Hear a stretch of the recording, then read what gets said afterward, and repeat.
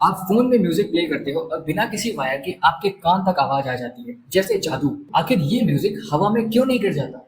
ये सब जादू होता कैसे है? काफी एडवांस टेक्नोलॉजी है, बट आज हम इसी के बारे में बिल्कुल सिंपल भाषा में बात करने वाले हैं।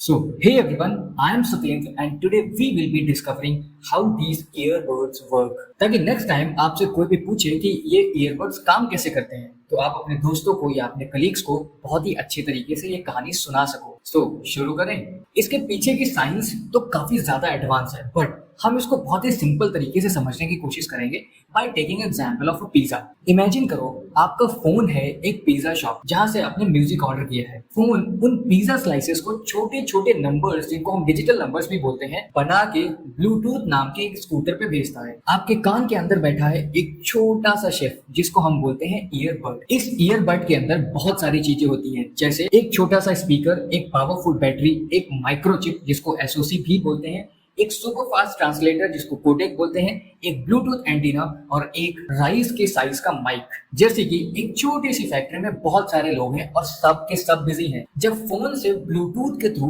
पिज्जा स्लाइसेस के नंबर्स आते हैं इस बर्ड में, तो कोडेक नाम का शेफ यहाँ पर बैठा होता है जो उन नंबर्स को फिर से वेव फॉर्म में कन्वर्ट करता है। स्पीकर उन पिज्जा को उन वेव्स को आपके कान के अंदर बिल्कुल परफेक्टली बजा देता है। ये जो पिज्जा जैसे नंबर्स हैं वो एक्चुअली साउंड को डिजिटाइज करते हैं। ये टेढ़ी मेढ़ी लाइन मतलब कि साउंड वेव को छोटे छोटे थाउजेंड्स ऑफ स्टेप्स को लेकर के एक नंबर क्रिएट कर दिया जाता है। एक सेकंड के अंदर करीब 44,000 से ज्यादा सैंपल लिए जाते हैं ताकि हमारा कान अच्छे से सुन सके। जितना ज्यादा सैंपल हम लेंगे उतना ही ज्यादा क्लियर वॉइस हमें सुनाई देती है।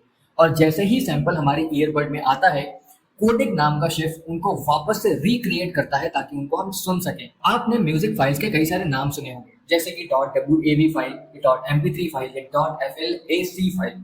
इन सारी फाइल्स में डिफरेंस यही होता है कि किस तरीके से हम एक पिज्जा मतलब नंबर्स को लेकर के आते हैं, किस तरीके से साउंड हमारे ईयरबड्स में आती है। जैसे कि मैं अगर .wav फाइल की बात करूँ, तो आप एक इमेजिन करो, एक पिज्जा का बॉक्स आया हुआ है, कंप्लीट उसके अंदर पिज्जा है, जैसा था वैसा हमारे पास आ चुका है।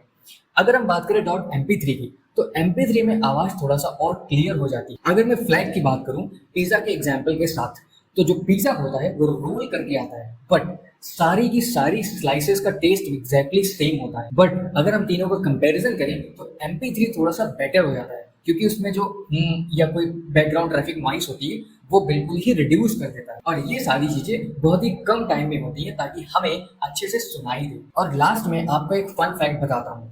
इस छोटे से ईयरबड के अंदर एक प्रॉपर चिप होती है, जिसको हम बोलते हैं प्रोसेस कंट्रोल ब्लॉक, पीसीबी बना होता है, जिसके थ्रू सारी चीजें कंट्रोल होती है।